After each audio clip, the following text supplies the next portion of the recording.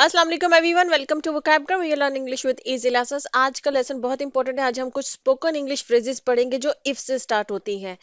ये बहुत important phrases हैं, जैसे कि if anything, if not, if only, if so, if ever, if and when. इसके अलावा और भी हैं। ये तमाम फ्रेजेस जो है वो आप कहीं ना कहीं लिखी हुई भी पढ़ सकते हैं, किसी से बोलते हुए भी सुन सकते हैं। तो ये फ्रेजेस का क्या मतलब है, ये कहाँ पर इस्तेमाल होती है, आज के लेसन में हम ये समझेंगे। ठीक है, तो चले शुरू करते हैं। जैसे कि इफ एनीथिंग बहुत ज्यादा रिटन इंग्लिश में इस्तेमाल होती है। मैंने बहुत पढ़ा है इसका इस्तेमाल, इसलिए मुझे लगा कि मुझे आपको बताना चाहिए। इफ एनीथिंग जो है ना, इसका मतलब होता है it suggest that if there is any difference और change it is in a particular direction. देखिए, इफ एनीथिंग हम यूज करते हैं जब हमने ये कहना होता है किसी बात को कहने के कंट्रास्ट, जब हम दो बातों का बयान कर रहे होते हैं ना, वहां पर इफ एनीथिंग इस्तेमाल होता है। देखिए, आपने एक बात बोली और उसके बाद आपने उसका कुछ कंट्रास्ट बोलना है ना, तो कहेंगे कि अगर हो सकता है तो फिर ये। ठीक है, अगर पॉसिबिलिटी है भी तो ये। ठीक है, अगर नहीं समझ में आ रही सेंटेंस में समझा, जैसे कि आई एम नॉट एंग्री, मैं गुस्से में नहीं हूं। ठीक है, अब इसके बाद बोला जा रहा है if anything I am just a little disappointed. अगर कुछ है भी ना, तो मैं थोड़ा सा डिसअपॉइंटेड हूं, बस मायूस हूं। ठीक है, कंट्रास्ट है कि आपको लग रहा है कि वो एंग्री है, लेकिन वो इंसान कह रहा है कि मैं गुस्से में नहीं हूं, मैं एंग्री नहीं हूं। लेकिन अगर तुम्हें कुछ महसूस हो रहा है ना कि मेरे मेरे बिहेवियर में कुछ तब्दीली है, तो ये इफ एनीथिंग है। ये जो सारी मैंने एक्सप्लेनेशन बोली है ना, इफ एनीथिंग उस सारी एक्सप्लेनेशन को इम्प्लाई कर रहा है। ठीक है, इसमें इम्प्लाइड है वो मीनिंग। क्या कभी अगर कुछ है भी, कुछ नजर भी आ रहा है ना मेरे बिहेवियर में, तो वो क्या है, I am just a little disappointed, कि मैं थोड़ा सा मायूस हूं। ठीक है, तो इफ एनीथिंग हमेशा कंट्रास्ट को बयान करने के लिए इस्तेमाल होता है। जैसे ये the test wasn't difficult, if anything it was too easy. मतलब टेस्ट जो था वो बिल्कुल भी मुश्किल नहीं था, जो भी एग्जाम आया, जो भी टेस्ट आया, वो बिल्कुल भी मुश्किल नहीं था। इफ एनीथिंग का कहने का मतलब ये है कि अगर कोई बात इसके बारे में कही भी जा सकती है, तो वो ये है कि इट वाज टू इजी। ठीक है, कि ये तो बहुत ही आसान था। तो इफ एनीथिंग जो है वो बहुत ज्यादा नेटिव स्पीकर्स इस्तेमाल करते हैं। आपको रिटन इंग्लिश में भी मिलेगा, आपको स्पोकन इंग्लिश में भी मिलेगा। और इसका कोई एग्जैक्ट मीनिंग नहीं है, बस आप इसमें समझिए कि ये सेंस देता है। जब आप दो कंट्रास्ट में बातें कर रहे हो, तो जब आप ये कहना चाह रहे होते हैं कि अगर कोई बात इसमें है भी ना, तो फिर उसके बाद आप आगे वो बात एक्सप्लेन करते हैं। ठीक है, आई होप कि क्लियर हुआ होगा। अच्छा जी, नेक्स्ट हमारे पास है वो है जी इफ नॉट। इफ नॉट हम यूज करते हैं जब हम ऑल्टरनेटिव पॉसिबिलिटी को बयान करना चाह रहे होते हैं। ठीक है, जैसे कि she is beautiful if not stunning. देखिए, मतलब वो खूबसूरत है, अगर स्टनिंग नहीं है ना, लेकिन फिर भी वो खूबसूरत है। इफ नॉट स्टनिंग का मुराद ये है कि भाई अगर आप कहते हैं ना कि बहुत ज्यादा हसीन नहीं है, लेकिन फिर भी खूबसूरत वो है, ये कहने का मतलब होता है जब हम इफ नॉट के साथ कोई सेंटेंस बनाते हैं। जैसे कि this book is interesting if not life changing. मतलब ये किताब जो है वो बहुत इंटरेस्टिंग है, दिलचस्प है, अगर लाइफ चेंजिंग नहीं है ना, लेकिन दिलचस्प जरूर है। इसमें भी देखें, आप कंट्रास्ट बता रहे लेकिन अल्टरनेटिव के बयान पे। कभी अगर एक्सट्रीम वाली चीज जो है ना वो पॉसिबल नहीं है ना, लेकिन एटलीस्ट इतना जरूर है। मतलब कि अगर ये किताब कोई लाइफ चेंजिंग नहीं है ना, इसके बावजूद इंटरेस्टिंग जरूर है, दिलचस्प जरूर है, आपको पढ़ते हुए मजा आएगा। ठीक है, इस तरह के जुमले जब बनाए जाते हैं तो फिर इफ नॉट यूज होता है। अब आ जाते हैं नेक्स्ट पे, जैसे कि इफ ओनली। इफ ओनली बहुत कॉमनली इस्तेमाल होता है, ये कंफ्यूज भी बहुत ज्यादा करते हैं। ओनली इफ और इफ ओनली जो है ना, ये दोनों बड़े कंफ्यूज करते हैं। मेरे चैनल पे एक लेसन है जिसमें मैंने दोनों का डिफरेंस एक्सप्लेन किया हुआ है। अभी हम इफ ओनली को समझते हैं। इफ ओनली जो है ना, ये रिग्रेट के लिए इस्तेमाल होता है, विश के लिए इस्तेमाल होता है कि काश। ये काश की सेंस में इफ ओनली इस्तेमाल होता है। ठीक है, जैसे कि if only I had studied harder I would have pass the exam. काश के मैंने पढ़ाई कर ली होती तो मैं एग्जाम पास कर जाता। ठीक है, ये सेंटेंस है काश के लिए। इफ ओनली जहन में रखिएगा, काश के लिए। जो ओनली इफ होता है ना, वो कंडीशन के लिए होता है, लेकिन जब इफ ओनली हम यूज करते हैं तो वो काश की सेंस में, विश की सेंस में, रिग्रेट की सेंस में इस्तेमाल होता है। जैसे कि if only he knew how much I cared for him. काश कि उसको पता होता कि मैं उसकी मतलब कितनी केयर करता हूँ। ठीक है, या कितनी केयर करती हूँ। How much I cared for him, care for him का मतलब कि किसी इंसान की बहुत ज्यादा केयर करना। मुझे अब उर्दू में एग्जैक्ट लफ्ज ही मेरे दिमाग में आ रहा, सॉरी। अच्छा जी, नेक्स्ट है जी इफ सो। इफ सो हम तब यूज करते हैं जब हम करना चाह रहे होते हैं, जब हम किसी पहले जो बात कही हुई है ना, उस बात को हम मेंशन करना चाह रहे होते हैं, उसके बारे में बात करना चाह रहे होते हैं दोबारा से, तो वहां पर इफ सो इस्तेमाल होता है। जैसे कि इज शी फीलिंग बेटर, क्या अब वो बेहतर महसूस कर रही है। इफ सो, अगर ऐसा है, ये जो पहले बात कही ना उसी को रेफर करते हुए, उसके बारे में ही मेंशन करते हुए कि क्या वो अब पहले से बेहतर महसूस कर रही है। इफ सो, अगर ऐसा है, वी शुड विजिट हर, तो हमें उसे मिलने जाना चाहिए। ठीक है, इसी तरह से will you be in town next week, क्या आप अगले हफ्ते जो है, टाउन से मुराद ये होता है कि जो आपका इलाका होता है वहां पे, कि क्या आप यहाँ पर हमारे इलाके में ही होंगे।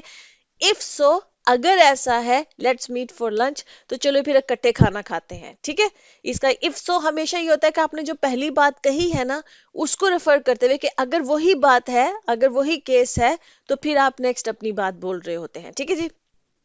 नेक्स्ट हमारे पास वो है जी इफ एवर। इफ एवर हम यूज करते हैं अगर ऐसा कभी हुआ भी है। ठीक है, मतलब कहना चाह रहे होते हैं कि कोई चीज जो है ना वो इतनी ज्यादा होती नहीं है, लेकिन अगर कभी हुई भी हो तो, इस सेंस में। ठीक है, जैसे कि he rarely get sick if ever, मतलब बहुत कम ऐसा टाइम होता है कि वो बीमार हो। इफ एवर एंड पे कहने की मुराद ये होती है कि अगर कभी वो हो भी, अगर कभी ऐसा कोई कंडीशन, ऐसी कोई स्टेट हो भी, तो बहुत कम होता है कि वो बीमार हो। ठीक है, इसी तरह से I hardly eat junk food if ever, कि मैं बहुत कम है कि मैं जो हूँ जंक फूड खाता हूँ, अगर कभी खाऊं भी तो, मतलब बहुत कम। कह इफ एवर एंड पे कहने का ना मुराद इसकी पता है क्या होती है, कि कोई चीज है जो आप बहुत कम करते हैं, कभी शाजो नादर करते हैं। ठीक है, इसी तरह से जैसे कि she complains very little if ever, मतलब वो बहुत थोड़ा है कि कभी शिकायत करे, अगर कभी करे भी ना तो बहुत कम शिकायत करती है। ये सेंस इफ एवर एंड पे बोलने से मुराद ये होता है कि आप जो पहली बात कह रहे हैं ना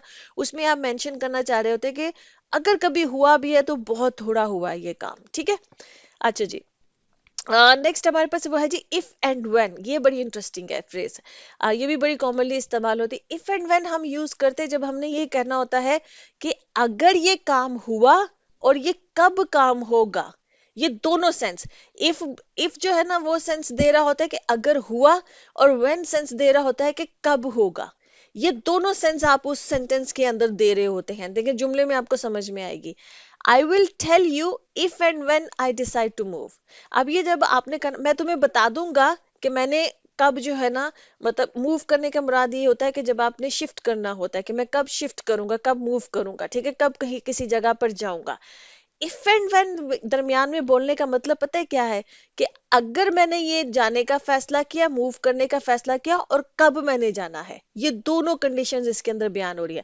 कि मैं तुम्हें बता दूंगा कि आया मैंने जाना है, मैंने मूव करना है, और अगर मैंने करना है तो कब मैंने मूव करना है, ये मैं दोनों बातें तुमको बता दूंगा। ठीक है, इसी तरह से will discuss the matter further if and when the need arises. ठीक है, अब यहाँ पर देखिए हम इस मामले को मजीद जो है वो डिस्कस, इस मामले के बारे में मजीद बात कर लेंगे इफ एंड व्हेन, अगर इसकी जरूरत महसूस हुई और जब इसकी जरूरत महसूस होगी।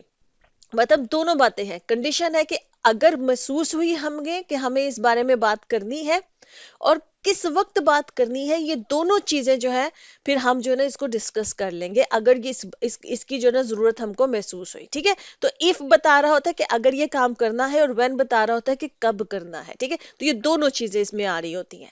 अब नेक्स्ट फ्रेज हमारे पास वो है जी if at all. If at all हम यूज करते हैं जब हमने कहना होता है कि कोई चीज बहुत, वही वाली बात है कि कोई चीज बहुत कम हो रही थी। जब हमने पहले भी हमने जो फ्रेज पढ़ी उसमें हम बोल रहे थे कि कोई चीज बहुत कम हो रही होती है और बहुत मिनिमल एक्सटेंट पे हो रही होती है, मतलब बहुत ही कम आपने जब बयान करना होता है। जैसे कि I hardly go out these days if at all. ठीक है, मैं बहुत कम जो है ना बाहर जाता हूँ, अगर कभी जाऊं भी। ये वही वाली फ्रेज है, वही सेंस है, दोनों का सेम मीनिंग निकल रहा है। ठीक है जी। इसी तरह से he participates in class discussions very rarely if at all, मतलब वो बहुत कम होता है कि क्लास की जो डिस्कशंस होती हैं, क्लास में जो जो भी बहस हो रही होती है उसमें वो कभी पार्टिसिपेट करे, अगर वो कभी करे भी तो। ठीक है, इफ एट ऑल का भी वही है जो इफ एवर का जो मीनिंग होता है। ठीक है, इसी तरह से नेक्स्ट है जी हमारे पास वो है if only for. If only for है, इसका मतलब ये होता है even if it's just for a small reason. आप किसी कह रहे होते हैं कि जब कहना होता है कि ये काम जो है अगर बहुत मतलब कोई अगर इसकी कोई बड़ी थोड़ी सी कोई वजह है ना, तो वो फिर वजह आगे बयान की जाती है। जैसे मैं अभी सेंटेंस में बताती हूँ, यू शुड अपोलोजाइज, तुमको माफी मांगनी चाहिए, if only for the sake of peace, अगर सिर्फ मतलब कि तुमको माफी मांगनी चाहिए अगर तुम्हें लगता है कि तुम्हारी गलती नहीं है, तो सिर्फ जो एक वो पीस के लिए, ना कि भाई सुकून आ जाए, एटलीस्ट उसके लिए मांग लो, ठीक है। मतलब कि किसी चीज के बारे में आप कह रहे हैं कि कोई रीजन आप बयान कर रहे हैं, लेकिन रीजन वो वाली रीजन है कि जो कि मिनिमम जिसकी जरूरत होती है, ठीक है, मिनिमम एक्सटेंट वाली कोई रीजन आप बयान कर रहे होते हैं। जैसे कि यहाँ पर पीस है, देखो इंसान माफी मांगता है कि उसको लगता है कि मेरी गलती है, लेकिन आप इस इंसान को जब हम ये कहते हैं ना कि if only for the sake of peace, इसका मतलब ये है कि अगर तुमको लगता है ना कि तुम्हारी गलती नहीं है, लेकिन फिर भी तुम माफी मांग लो ताकि सुकून हो जाए, पीस आ जाए, ठीक है। जो जो भी इस वक्त रिफ्ट चल रही है, वो रिफ्ट जो है वो खत्म हो जाए। इसी तरह से जैसे देखें, if only for her happiness let's agree to the plan, मतलब कि ये जो प्लान हमने बनाया है इससे अग्री कर जो, और इसकी जो रीजन भी बयान किए जा रहे कि एटलीस्ट जो है ना उसकी खुशी के लिए जो है वो इस प्लान के लिए तुम अग्री कर जो, कि ताकि वो खुश हो जाए, ठीक है। एक जो मिनिमम रीजन होती है ना, उसको बयान करते वक्त कहते हैं इफ ओनली फॉर, फिर वो रीजन जो भी आपने बयान करनी होती है।